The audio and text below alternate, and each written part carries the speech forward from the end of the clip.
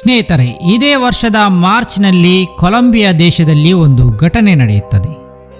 ಅದು ಬೂಗಾ ಎಂಬ ನಗರ. ಮಾರ್ಚ್ 2ನೇ ತಾರೀಕಿನ ದಿನ ಮಧ್ಯಾಹ್ನದ ಸಮಯ. ಆ ದಿನ ಅಲ್ಲಿನ ಕೆಲ ನಿವಾಸಿಗಳು ಆಕಾಶದಲ್ಲಿ ವಿಚಿತ್ರವೊಂದನ್ನು ಗಮನಿಸುತ್ತಾರೆ. ಫುಟ್ಬಾಲ್ ಗಾತ್ರದ ಗೋಳವೊಂದು ಆಕಾಶದಲ್ಲಿ ತೇಲುತ್ತಾ ಸಾಗುತ್ತಿತ್ತು. ಸುಮಾರು ದೂರದವರೆಗೆ ಅದು ಹಾರುತ್ತಾ ಸಾಗುತ್ತಿತ್ತು. ಮೆಟಾಲಿಕ್ ಬಾಡಿಯಂತೆ ಕಾಣುತ್ತಿದ್ದ ವಸ್ತು ಯಾವ ಶಕ್ತಿಯಿಂದ ಹಾರುತ್ತಿದೆ ಎಂದು ತಿಳಿಯುತ್ತಿರಲಿಲ್ಲ. ಸ್ವಲ್ಪ ಹೊತ್ತಿನ ನಂತರ ಅದು ಹೈಟೆನ್ಷನ್ ತಂತಿಯೊಂದಕ್ಕೆ ಸ್ಪರ್ಶವಾದ್ದರಿಂದ ಸ್ವಲ್ಪ ದೂರ ಹೋಗಿ ಕ್ರ್ಯಾಶ್ ಆಗುತ್ತದೆ. ಜನರು ಈ ನಿಗೂಢ ಹಾರುವ ಚೆಂಡಿನ ವಿಡಿಯೋವನ್ನು ತಮ್ಮ ಮೊಬೈಲ್ಗಳಲ್ಲಿ ಸೆರೆ ಹಿಡಿದಿದ್ದರು. ವೇಗವಾಗಿ ತಿರುಗುತ್ತಾ ಆ ಬಾಲ್ ಸಾಗುತ್ತಿರುವುದನ್ನು ನಾವು ವಿಡಿಯೋಗಳಲ್ಲಿ ನೋಡಬಹುದು.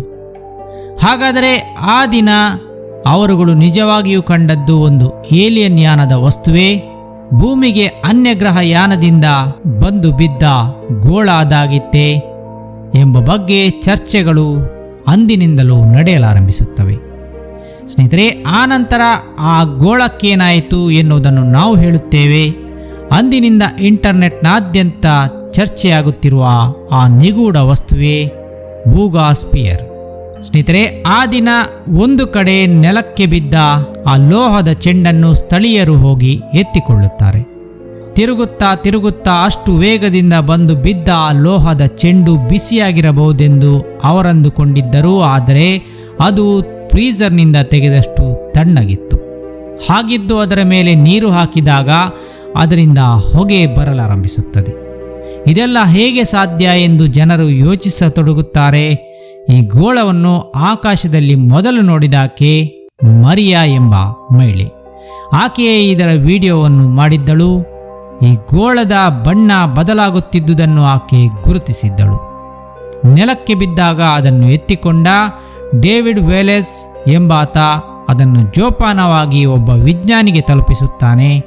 ಆ ವಿಜ್ಞಾನಿಯೇ ಖ್ಯಾತ ಯುಎಫಾಲಜಿಸ್ಟ್ ಆದ ಜೇಮಿ ಮೌಸಾನ್. ಈ ಆಕಾಶದಿಂದ ಬಿದ್ದ ತಿರುಗುಗೋಳ ಸರ್ಕಾರದ ಕೈಗೇನಾದರೂ ಹೋದರೆ ಇದರ ಬಗ್ಗೆ ಸರಿಯಾದ ಸಂಶೋಧನೆಗಳು ನಡೆಯದು ಎಂದು ಆತ ಒಬ್ಬ ಸರಿಯಾದ ವಿಜ್ಞಾನಿಯನ್ನೇ ಆರಿಸಿದ್ದ. ಜೇಮಿ ಮೌಸಾನ್ ಅವರು ತಮ್ಮ ಲ್ಯಾಬ್ನಲ್ಲಿ ಆ ಗೋಳವನ್ನು ಪರೀಕ್ಷಿಸಲೆಂದು ತೆಗೆದುಕೊಂಡು ಹೋಗುತ್ತಾರೆ. ಅದಾಗಲೇ ಆ ಗೋಳ ಬೂಗಾ ಸ್ಪಿಯರ್ ಎಂದೇ ಎಲ್ಲ ಕಡೆ ಚರ್ಚೆಯಾಗಲಾರಂಭಿಸುತ್ತದೆ. ಅದನ್ನು ತೆಗೆದುಕೊಂಡು ಹೋದ ಜೇಮಿ ಮೌಸಾನ್ ಅವರಿಗೆ ಅದರಲ್ಲಿ ಕಂಡ ಮೊದಲ ಅಚ್ಚರಿ ಎಂದರೆ ಅದರ ತೂಕ. ಮೊದಲ ಬಾರಿ ಅದು ತೂಕ ಮಾಡಿದಾಗ ಬೇರೆಯೇ ತೂಕ ತೋರಿಸುತ್ತಿತ್ತು. ಸ್ವಲ್ಪ ಸಮಯದ ನಂತರ ಅದು ತೂಕವನ್ನು ಬದಲಾಯಿಸುತ್ತಿತ್ತು. ಪ್ರತಿ ಬಾರಿಯೂ ಅದು ತೂಕವನ್ನು ಹೆಚ್ಚು ಕಡಿಮೆ ತೋರಿಸುತ್ತಿತ್ತು. 2 ಕೆಜಿಯಿಂದ 10 ಕೆಜಿಯ ಒಳಗೆ ಅದು ಆಗಾಗ ತನ್ನ ತೂಕವನ್ನು ಬದಲಿಸುತ್ತಿತ್ತು. ಇದನ್ನು ಕಂಡಾಗಲೇ ಇದರಲ್ಲೇನೋ ನಿಗೂಢತೆ ಇದೆ ಎಂದವರಿಗೆ ಅನಿಸಿತ್ತು. ಆ ಸ್ಪಿಯರನ್ನು ತನಿಖೆ ಮಾಡಲು ಪ್ರಸಿದ್ಧ ರೇಡಿಯಾಲಜಿಸ್ಟ್ ಆದ ಜೋಸ್ ಲೂಯಿಸ್ ವ್ಯಾಲೆಸ್ಕ್ವಿಜ್ ಅವರನ್ನು ಕರೆಯಲಾಗುತ್ತದೆ. ಇವರು ಸ್ಪೆಷಲ್ ಎಕ್ವಿಪ್ಮೆಂಟ್ ಒಂದರಿಂದ ಬೂಗಾ ಸ್ಪಿಯರ್ನ ಒಳಗಿನ ರಚನೆಯನ್ನು ಸ್ಕ್ಯಾನ್ ಮಾಡಿ ನೋಡುತ್ತಾರೆ. ಈ ಸ್ಪಿಯರ್ಗೆ ಹೊರಗಡೆ ಯಾವುದೇ ಜಾಯಿಂಟ್ ಇರಲಿಲ್ಲ. ಇದು ಇಡೀ ಗೋಳವೇ ಒಂದು ಸಿಂಗಲ್ ಪೀಸ್ನಿಂದ ಮಾಡಿದಂತಿತ್ತು. ಸ್ಕ್ಯಾನ್ ಮಾಡಿದಾಗ ಒಳಗಡೆ 3 ಮೆಟಾಲಿಕ್ ಲೇಯರ್ಗಳಿರುವುದು ತಿಳಿದು ಬರುತ್ತದೆ. ಕೊನೆಯ ಲೇಯರ್ನಲ್ಲಿ ಕೆಲವೊಂದು ಲೋಹದ ಗೋಲಿಗಳಿರುವುದು ಕಂಡುಬಂದಿತ್ತು. ಈ ಸ್ಪಿಯರ್ನ ಮಧ್ಯದಲ್ಲಿ ಚಿಪ್ನ ರೀತಿಯ ಒಂದು ವಸ್ತು ಅಡಗಿರುವುದು ಪತ್ತೆಯಾಗಿತ್ತು. ಈ ಗೋಳದ ಹೊರಭಾಗದಲ್ಲಿ ವಿಚಿತ್ರ ಸಿಂಬಲ್ಗಳ ರೀತಿಯಲ್ಲಿ ಏನನ್ನೋ ಬರೆದಿರುವುದು ಕಾಣಿಸುತ್ತದೆ. ಆದರೆ ಅದೇನೆಂದು ಓದಲು ಸಾಧ್ಯವಾಗುತ್ತಿರಲಿಲ್ಲ. ಈ ಗೋಳದ ಬಗ್ಗೆ ತಿಳಿಯಲು ಜೇಮಿ ಮೌಸಾನ್ ಅವರು ಅದನ್ನು ತನ್ನ ಲ್ಯಾಬ್ನಲ್ಲಿಯೇ ಇಟ್ಟುಕೊಂಡು ಶೋಧ ಮುಂದುವರಿಸುತ್ತಾರೆ. ಅದು ಅನ್ಯಗ್ರಹ ಯಾನದಿಂದ ಬಂದು ಬಿದ್ದ ಗೋಳವಾಗಿತ್ತೇ ಅಥವಾ ಅನ್ಯಗ್ರಹದ ಜೀವಿಗಳು ನಮ್ಮನ್ನು ಅಧ್ಯಯನ ಮಾಡಲೆಂದೇ ಕಳುಹಿಸಿದ ಒಂದು ನಿಗೂಢ ಗೋಳವಾಗಿತ್ತೇ? ಈ ಬಗ್ಗೆ ಪ್ರಶ್ನೆಗಳು ಮೌಸಾನ್ ಅವರಿಗೂ ಮೂಡುತ್ತದೆ. ಈ ಬೂಗಾ ಸ್ಪಿಯರ್ ಸ್ಯಾಟಲೈಟ್ನಿಂದ ಬಿದ್ದ ತುಂಡಾಗಿತ್ತೇ ಎಂಬ ಬಗ್ಗೆ ಚರ್ಚೆಗಳು ನಡೆಯುತ್ತವೆ. ಆದರೆ ಸ್ಯಾಟಲೈಟ್ನಲ್ಲಿ ಅಂತಹ ಯಾವುದೇ ಉಪಕರಣಗಳಿರಲಿಲ್ಲ ಎಂಬ ಬಗ್ಗೆ ಸ್ಪಷ್ಟನೆ ಬರುತ್ತದೆ. ಈ ಬೂಗಾ ಸ್ಪಿಯರ್ನ ಮೇಲೆ ಭಾರಿ ಹಾಟ್ ಲೇಸರ್ ಕಿರಣವನ್ನು ಬಿಡಲಾಗುತ್ತದೆ. ಆ ಉಷ್ಣದಿಂದ ಎಂಥ ಮೆಟಲ್ ಆದರೂ ಕರಗಲೇಬೇಕಿತ್ತು. ಆದರೆ ಈ ಮೆಟಲ್ ಕರಗುವುದೇ ಇಲ್ಲ. ಇದರ ಮೇಲೆ ಕೋಲ್ಡ್ ವಾಟರನ್ನು ಹಾಕಿದಾಗ ಅದು ಆವಿಯಾಗಿ ಹೋಗುತ್ತದೆ. ಆ ಗೋಳ ಫ್ರೀಜರ್ನಲ್ಲಿಟ್ಟ ವಸ್ತುವಂತಿದ್ದರೂ ಕೂಡ ನೀರು ಮಾತ್ರ ಆವಿಯಾಗಿ ಹೋಗುತ್ತಿತ್ತು. ಜೇಮಿ ಮೌಸಾನ್ ಅವರು ತಮ್ಮ ಲ್ಯಾಬ್ನಲ್ಲಿ ಗಮನಿಸಿದಂತೆ ಈ ಗೋಳ ಒಂದು ವಿಶೇಷ ರೀತಿಯ ಮ್ಯಾಗ್ನೆಟಿಕ್ ಫೀಲ್ಡ್ ಅನ್ನು ಹೊಂದಿತ್ತು ಎನ್ನಲಾಗಿದೆ. ಈ ಬೂಗಾಸ್ಪಿಯರ್ ಅನ್ನು ಎತ್ತಿಕೊಂಡು ಇಟ್ಟುಕೊಂಡಿದ್ದ ಡೇವಿಡ್ಗೂ ಕೂಡ ಆರೋಗ್ಯದಲ್ಲಿ ಭಾರಿ ಏರುಪೇರು ಕಂಡುಬಂದಿತ್ತು ಎನ್ನಲಾಯಿತು. ಆತನ ಮೇಲೆ ರೇಡಿಯೇಷನ್ ಪರಿಣಾಮವಾಗಿದೆ ಎನ್ನಲಾಯಿತು.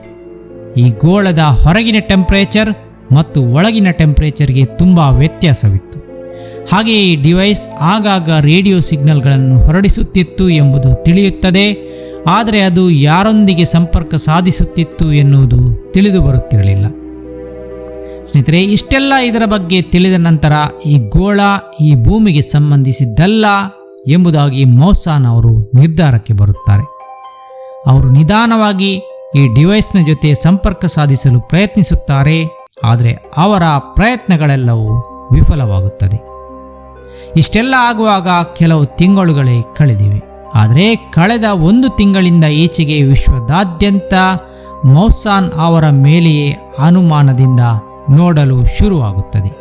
ಈ ಬೂಗಾಸ್ಪಿಯರ್ ಫೇಕ್ ಆಗಿದೆ, ಅದರ ಹಿಂದಿನ ಕರ್ತೃ ಮೌಸಾನ್ ಅವರೇ ಆಗಿದ್ದರು ಎಂದು ಆರೋಪಿಸಲಾಗುತ್ತದೆ. ಒಬ್ಬ ಯುಎಫಾಲಜಿಸ್ಟ್ ಮೇಲೆ ಹೀಗೆಲ್ಲ ಆರೋಪ ಹೊರಿಸುವುದು ಸರಿಯೇ ಎಂದು ನೀವು ಕೇಳಬಹುದು. ಹಾಗಾದರೆ ಈ ಜೇಮಿ ಮೌಸಾನ್ ಯಾರು ಎಂದು ಇವರ ಚರಿತ್ರೆಯನ್ನೊಮ್ಮೆ ನೋಡಹೋದಾಗ, ಇವರು 90ರ ದಶಕದಲ್ಲಿ ಮೆಕ್ಸಿಕನ್ ಟೆಲಿವಿಷನ್ ಶೋಗಳಲ್ಲಿ ಏಲಿಯನ್ಗಳ ಸಾಕ್ಷಿಗಳ ಸಮೇತ ಕಾರ್ಯಕ್ರಮ ನೀಡುತ್ತಿದ್ದ ವ್ಯಕ್ತಿಯಾಗಿದ್ದರು ಎಂಬುದು ತಿಳಿಯುತ್ತದೆ. ಆದರೆ ಅವರು ಕ್ಲೈಮ್ ಮಾಡುತ್ತಿದ್ದ ಸಂಗತಿಗಳೆಲ್ಲವೂ ನಂತರ ಫೇಕ್ ಎಂಬುದಾಗಿ ಸಾಬೀತಾಗುತ್ತಿತ್ತು. ಮುಂದೆ 2005ರಲ್ಲಿ ಇವರು ಏಲಿಯನ್ಗಳ ಮಗುವಿನ ಶವವೊಂದು ಸಿಕ್ಕಿದೆ ಎಂದು ಹೇಳಿಕೊಂಡು ಮೀಡಿಯಾಗಳ ಮುಂದೆ ಬಂದಿದ್ದರು. ಆದರೆ ಅದು ಫಾರೆನ್ಸಿಕ್ ಎಕ್ಸ್ಪರ್ಟ್ಗಳ ಶೋಧದ ನಂತರ ಕೋತಿಯ ಶವ ಎಂಬುದಾಗಿ ಸಾಬೀತಾಗುತ್ತದೆ. 2017ರಲ್ಲಿ ಇವರು ಇನ್ನೊಂದು ಏಲಿಯನ್ ಶವದ ಫೋಟೋ ವೈರಲ್ ಮಾಡುತ್ತಾರೆ. ಇದು 1947ರಲ್ಲಿ ನಡೆದ ರೋಸ್ವೆಲ್ ಇನ್ಸಿಡೆಂಟ್ನಲ್ಲಿ ಸತ್ತ ಏಲಿಯನ್ ಒಂದರ ಶವ ಎಂದವರು ವಾದಿಸುತ್ತಾರೆ. ವಿಶ್ವದಾದ್ಯಂತ ಅವರು ಇಂಟರ್ವ್ಯೂಗಳನ್ನು ನೀಡುತ್ತಾರೆ, ಚರ್ಚೆ ಮಾಡುತ್ತಾರೆ, ಇಂಟರ್ನೆಟ್ನಲ್ಲಿ ದೊಡ್ಡದಾಗಿ ಹೈಪ್ ಕ್ರಿಯೇಟ್ ಮಾಡಿಯೇ ಬಿಡುತ್ತಾರೆ. ಆದರೆ ಆನಂತರ ಅವರ ಈ ಕ್ಲೈಮ್ ಕೂಡ ಫೇಕ್ ಎಂಬುದಾಗಿ ತಿಳಿಯುತ್ತದೆ. ಇದು ಮ್ಯೂಸಿಯಂ ಒಂದರಲ್ಲಿ ಇಟ್ಟ ಮಮ್ಮಿಯೊಂದರ ಫೋಟೋದ ತಿರುಚಿದ ರೂಪ ಎಂಬುದನ್ನು ಕಂಡುಹಿಡಿಯಲಾಗುತ್ತದೆ. ಇಷ್ಟೆಲ್ಲ ಕೇಳಿದ ನಂತರ ನಮಗೆ ಮೌಸಾನ್ ಅವರ ಮೇಲೆಯೇ ಅನುಮಾನ ಬರಲಾರಂಭಿಸುತ್ತದೆ. ಮುಂದೆ ಕೇಳಿ. ಇದಾದ ನಂತರವೂ ನಿಲ್ಲದ ಜೇಮಿ ಮೌಸಾನ್ ಅವರು 2023ರಲ್ಲಿ ವಿಶ್ವವೇ ಬೆಚ್ಚಿ ಬೀಳಿಸುವ ವಿಚಾರವೊಂದನ್ನು ಸಾಕ್ಷಿ ಸಮೇತ ತೋರಿಸುತ್ತಾರೆ. 2023ರಲ್ಲಿ ಮೌಸಾನ್ ಮೆಕ್ಸಿಕೋ ಪಾರ್ಲಿಮೆಂಟ್ನಲ್ಲಿ 2 ಏಲಿಯನ್ಗಳ ಮೃತದೇಹವನ್ನು ತಂದು ಲೈವ್ನಲ್ಲಿ ಎಲ್ಲರಿಗೂ ತೋರಿಸಿ, ಇದು ನನಗೆ ಚಿಲಿಯ ಮರುಭೂಮಿಯಲ್ಲಿ ದೊರೆತ ನಿಜವಾದ ಶವವಾಗಿದೆ ಎನ್ನುತ್ತಾರೆ. ಇದರ DNA ಭೂಮಿಯ ಮೇಲಿನ ಯಾವುದೇ ಮಾನವರ DNAಗೂ ಹೋಲಿಕೆಯಾಗುವುದಿಲ್ಲ ಎನ್ನುತ್ತಾರೆ. ಆಗ ವಿಶ್ವದಾದ್ಯಂತ ಏಲಿಯನ್ಗಳು ಭೂಮಿಗೆ ಬಂದಿರೋ ಬಗ್ಗೆ ಭಾರಿ ಚರ್ಚೆಗಳು ನಡೆಯುತ್ತವೆ. ನಾವು ಕೂಡ ನಮ್ಮ ಚಾನೆಲ್ನಲ್ಲಿ ಈ ಕುರಿತು ವಿಡಿಯೋ ಮಾಡಿದ್ದೆವು. ಆದರೆ ಕೆಲವೇ ತಿಂಗಳಲ್ಲಿ ಆತ ತಂದಿದ್ದ ಶವಗಳು ಏಲಿಯನ್ಗಳದ್ದಲ್ಲ ಎಂಬುದನ್ನು ಆಂಥ್ರೋಪಾಲಜಿಸ್ಟ್ಗಳು ಮತ್ತು ಫಾರೆನ್ಸಿಕ್ ಎಕ್ಸ್ಪರ್ಟ್ಗಳು ಸ್ಪಷ್ಟಪಡಿಸುತ್ತಾರೆ.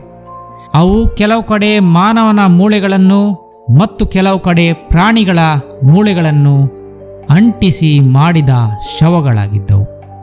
ಈ ರೀತಿಯೆಲ್ಲ ಮಾಡಿದ ಮೌಸಾನ್ ಅವರು ಮತ್ತೊಮ್ಮೆ ಚರ್ಚೆಯಲ್ಲಿರಲು ಬೂಗಾಸ್ಪಿಯರ್ನೊಂದಿಗೆ ಬಂದಿದ್ದಾರೆ ಎನ್ನಲಾಗಿದೆ. ಈ ಗೋಳವನ್ನು ಸೃಷ್ಟಿ ಮಾಡಿ ಹೈಪ್ ಕ್ರಿಯೇಟ್ ಮಾಡುತ್ತಿದ್ದಾರೆ ಎಂದು ಆರೋಪಿಸಲಾಗುತ್ತಿದೆ. ವೈರಲ್ ಆಗಿರುವ ವಿಡಿಯೋಗಳಲ್ಲಿ ಯಾವುದೂ ಕೂಡ ಹೈ ರೆಸಲ್ಯೂಷನ್ ಕ್ಯಾಮರಾದಲ್ಲಿ ತೆಗೆದ ವಿಡಿಯೋಗಳಲ್ಲ, ಎಲ್ಲವೂ ಆತನದೇ ಕೈ ಚಳಕ ಎನ್ನಲಾಗುತ್ತಿದೆ. ಅದೊಂದು ರೌಂಡ್ ಶೇಪ್ಡ್ ಡ್ರೋನ್ ಆಗಿರಬಹುದು ಎಂದು ಕೆಲವರು ಹೇಳಿದರೆ, ಕೆಲವರು ದೊಡ್ಡದಾದ ಡ್ರೋನ್ ಒಂದನ್ನು ಆಕಾಶದೆತ್ತರದಲ್ಲಿ ಹಾರಿಸಿ ಅದರಿಂದ ತೆಳುವಾದ ತಂತಿಯ ಮೂಲಕ ಇಳಿಬಿಟ್ಟು ಸ್ಪಿಯರನ್ನು ಕೊಂಡೊಯ್ಯಲಾಗುತ್ತಿತ್ತು ಅತ್ತಿಂದಿತ್ತ ಎಂದು ಹೇಳುತ್ತಿದ್ದಾರೆ. ಇದನ್ನು ಅಸ್ಪಷ್ಟವಾಗಿ ಬರುವಂತೆ ಆತನ ಜನಗಳೇ ವಿಡಿಯೋ ತೆಗೆದು ವೈರಲ್ ಮಾಡಿದ್ದರು ಎನ್ನಲಾಗುತ್ತದೆ. ಇಷ್ಟೆಲ್ಲ ಅಪವಾದಗಳು ಬಂದ ನಂತರ ಮತ್ತೆ ಸುದ್ದಿಗೆ ಬರಲು ಮೋಸಾನ್ ಕೆಲ ದಿನಗಳ ಹಿಂದೆ ಬೂಗಾಸ್ಪಿಯರ್ನೊಂದಿಗೆ ಸಂಪರ್ಕ ಸಾಧಿಸುವ ಮತ್ತೊಂದು ಪ್ರಯೋಗವನ್ನು ಮಾಡುತ್ತಾರೆ. ಇದುವರೆಗೂ ಯಾವ ಸಿಗ್ನಲ್ಗಳಿಗೂ ಪ್ರತಿಕ್ರಿಯಿಸದೇ ಇದ್ದ ಬೂಗಾಸ್ಪಿಯರ್ ಈಗ ಮೊದಲ ಬಾರಿಗೆ ಅವರ ಸಿಗ್ನಲ್ಗಳಿಗೆ ಸ್ಪಂದಿಸುತ್ತದೆ. ಅದಕ್ಕಾಗಿ ಈ ಮನುಷ್ಯ ಆರಿಸಿಕೊಂಡಿದ್ದು ಹಿಂದೂ ಧರ್ಮದ ಮಂತ್ರಗಳನ್ನು. ಹೌದು ಸ್ನೇಹಿತರೆ, ಈತ ಯದಾ ಯದಾ ಹಿ ಧರ್ಮಸ್ಯ ಎಂಬ ಮಂತ್ರವನ್ನು ತನ್ನ ಸಹಾಯಕಿಯೊಬ್ಬರಿಂದ ಹೇಳಿಸುತ್ತಾನೆ. ಆಗ ಆ ಫ್ರೀಕ್ವೆನ್ಸಿಗೆ ಬೂಗಾಸ್ಪಿಯರ್ ರಿಯಾಕ್ಟ್ ಮಾಡುತ್ತಿರುವುದನ್ನು ತನ್ನ ಡಿವೈಸ್ನಲ್ಲಿ ತೋರಿಸುತ್ತಾನೆ. ಆನಂತರ ಓಂ ಭೂರ್ ಭುವಸ್ವಹ ಮತ್ತು ಓಂ ನಮಃ ಶಿವಾಯದಂತಹ ಶಿವನ ಮಂತ್ರಗಳನ್ನು ಜೊತೆಗೆ ಶಂಖನಾದವನ್ನು ಮಾಡಲಾಗುತ್ತದೆ. ಆಗ ಕೂಡ ಬೀಪ್ ಸೌಂಡ್ನೊಂದಿಗೆ ಬೂಗಾಸ್ಪಿಯರ್ ರೆಸ್ಪಾಂಡ್ ಮಾಡುತ್ತದೆ. ಹಿಂದೂ ಧರ್ಮದ ಮಂತ್ರಗಳು ಖಂಡಿತವಾಗಿಯೂ ಬ್ರಹ್ಮಾಂಡದ ಕಾಸ್ಮಿಕ್ ಎನರ್ಜಿಯೊಂದಿಗೆ ಕನೆಕ್ಟ್ ಆಗುವ ಫ್ರೀಕ್ವೆನ್ಸಿಯನ್ನು ಹೊಂದಿದೆ. ಈ ವಿಷಯವನ್ನು ಭಾರತೀಯರೆಲ್ಲರೂ ಹೆಮ್ಮೆಯಿಂದ ಒಪ್ಪಬೇಕಾಗುತ್ತದೆ.